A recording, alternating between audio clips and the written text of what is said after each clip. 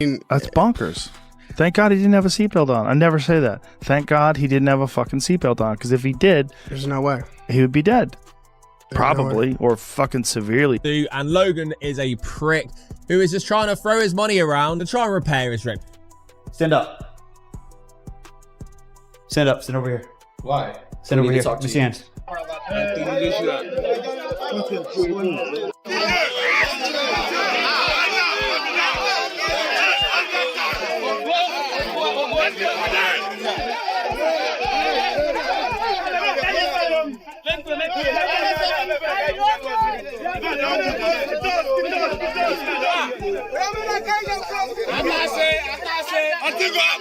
And Logan is a fraud who's just flaunting his wealth to try and settle his debt. Stand up.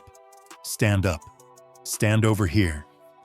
Then the initials FBI start drifting and everything flips.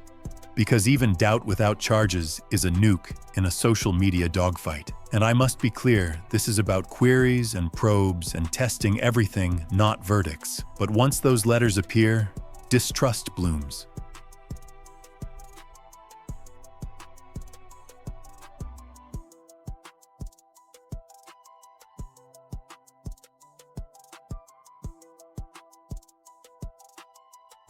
And people start linking dots that might not link. And still, the tension grows because high-profile stars don't get probed for nothing. Or do they? See this as the trap. Turki Alalshik talks brain trauma risk, and suddenly legacy dread enters the chat. Because Joshua's power isn't just muscle, it's mind. And if tests reveal anything long-term, the circuit breaks. And that's another layer people forget while they hunt clout, because careers and futures hang in the balance. And every hour without answers feeds the beast that wants someone to blame. Anyone. Even if the truth is boring and brutal randomness. This is an unbelievable loss. Sinna and Latif are two incredible people who were not only part of AJ's team, but also friends. My sincere condolences to their families, loved ones, and everyone who knew them. Anthony Joshua, wishing you a speedy recovery. Media voices break down the truck physics, and it sounds simple until you remember how many horrors looked basic at first. And I'm not saying there's a cover-up, but I am saying I've seen this movie where timelines clash and someone scrubs something, and suddenly a casual post becomes Exhibit A. And right now, nothing is proven, but everything is being tracked. And that should haunt anyone involved, including viewers who think this is just drama. Seeing Joshua hours before the wreck laughing and alive hits you in the chest. Be there for them and the family, anything they need. You know, sometimes when someone is a star, they have a lot of things in their life taken care of for them. So you really have to move into that mode in this situation as well. Make sure obviously they're getting the best medical attention, make sure their family are safe and happy. Because that's the clip that loops in your head. And when you put that next to cold online reactions, the contrast feels almost cruel. And this is where fans stop being neutral and start choosing sides internally. Because dignity under fire matters. And right now, Joshua shows it. While others look weird. Yeah, weird. And that word carries weight whether it's fair or not. Anthony Joshua injured in car accident. 2 people who I believe were with Anthony Joshua were friends of his have tragically passed away. Before I carry on reading the article, the 2 people who have tragically passed, my condolences is all I can say to their friends and families. We'll definitely offer up some prayers for them. When fighters like Chris Eubank Jr. and Tony Bellew speak, it's honest and respectful and raw, because they understand the trauma that stays long after headlines die. And that bond reveals how thin scripted sympathy looks. And I'm telling you, there are messages behind the scenes we haven't seen yet. Chats that will surface. Records that will reframe everything. Maybe not today, maybe not tomorrow. But they're there. I feel it. And now we're stuck in the lingering terror where police confirm the incident. Inquiries continue. Names stay under scrutiny, not judgment, and the boxing world holds its breath.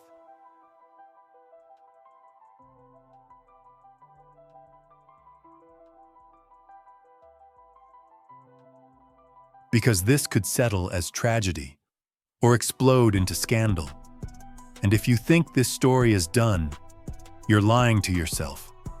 Because too many eyes are watching, too many receipts are being checked, and one new detail could flip heroes into villains overnight.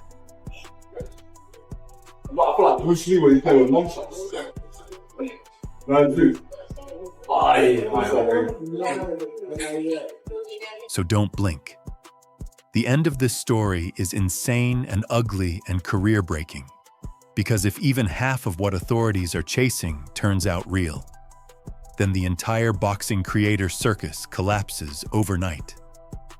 And now snap back with me, because hours before anyone whispered FBI or scrutiny or dark questions, Anthony Joshua was laughing and alive and planning fights. And then boom, everything turned into a nightmare that feels too unreal to endure through.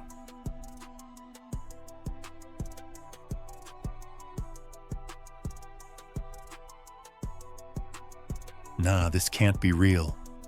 And yet here we are facing a situation that could kill reputations in one cold update. The shock hit first, and it hit heavy because news didn't just say accident. It said tragedy with teeth. It said questions. It said timing that makes your skin crawl. And while Joshua fights through pain and scans and grief, whispers around Logan Paul and Jake Paul started moving across timelines. Like bugs on sugar. The days where he could get seriously hurt. I don't believe Josh would have. I believe Josh might have some compassion in him. Yeah. Not charges yet, but curiosity gaps. So why you could lose a career inside them. And you feel it, don't you? Because something feels off and everyone knows it. Then Jake Paul posts and it's casual, almost smug, almost wrong. And I'm staring at the screen thinking, did he really write that now of all moments? Because when a man like Anthony Joshua is down and 2 lives are gone, silence or respect is currency, not vibes. And that one post opened the door to suspicion where before there was none. Partial reveal only. But enough to make fans lean forward and say, wait, why that tone? Why now? Anthony Joshua injured in car accident. 2 people who I believe were with Anthony Joshua were friends of his have tragically passed away. Before I carry on reading the article, the 2 people who have tragically passed, my condolences is all I can say to their friends and families. We'll definitely offer up some prayers for them. And just when you think maybe it's just bad timing, Logan Paul sends off his own reaction. And it lands wrong too. Not illegal, not proof, not evidence, but wrong in a way that jars instincts. Because the boxing world is in mourning. There was an accident at 9:30 a.m. local time, 8:30 our time, involving 2 vehicles in which 2 people have died, and Anthony Joshua has received minor injuries and he's been taken to hospital. So eyewitnesses say Joshua was in a Lexus SUV with 3 other passengers, and he was involved in an accident in which that Lexus collided with a truck that was stationary at the time. And there are videos online of a shaken Joshua being taken out of the car. So local police have confirmed that Joshua has suffered minor injuries, but that 2 people have died in that accident. And these posts feel distant, like content instead of conscience. And I hate that my brain even goes here, but it does. Because every major scandal starts with people saying, relax, you're overthinking, until they weren't. Here's the tension nobody wanted because officials are talking about a parked truck and lane changes. But they never breaking news, ladies and gentlemen. Anthony Joshua, future heavyweight Hall of Famer, has been in a severe car accident which killed 2 people. He is severely injured. He's still alive. There's footage out there of people helping Anthony Joshua out the vehicle. We don't know the details of what happened, if they was in a car accident, if they was just swerving around and lost control. We don't know, but my condolences go out to those who lost their lives. Hopefully it was just, man, a terrible accident. And also, hopefully Anthony Joshua will seek the medical attention that he needs. You know, check the everything, the head, the scan everything, x-ray, MRI, because we don't know if that could be internal bleeding as well. You know, adrenaline is pumping and you may feel like you're not okay, but you got to check everything. But hopefully he heals well, and Godspeed. And again, my condolences go out to those that lost their lives. And horrible randomness. And I'm hearing logical voices saying, don't assign blame yet. Don't jump ahead of reports. But the internet doesn't wait. And once curiosity meets personas with history and beef and ego, the temperature peaks. Because if this stays a tragic accident, fine. But if anyone hid anything, lied, stalled, or played cute online, that's when chaos comes. Then the emotional peak rips through when real fighters speak.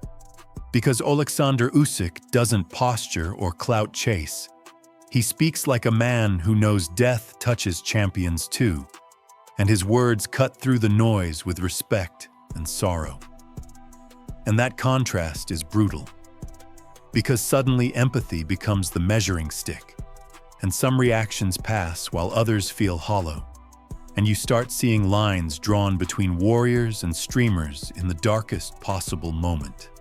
Joe Rogan's reaction slams the brakes on the circus for a second, because he doesn't speculate. He imagines how close Joshua came to never walking again, and that silence you feel between his words is heavy. Like the thin line between survival and disaster just revealed itself. Sudden pause. Breathe. Then the threat returns. Because when you survive something like that, every surrounding detail gets re-examined under a harder light. Eddie Hearn steps in, and you see leadership versus noise. Because while timelines argue, Joshua's camp secures care and privacy and support for families. And that professionalism throws fuel on the contrast.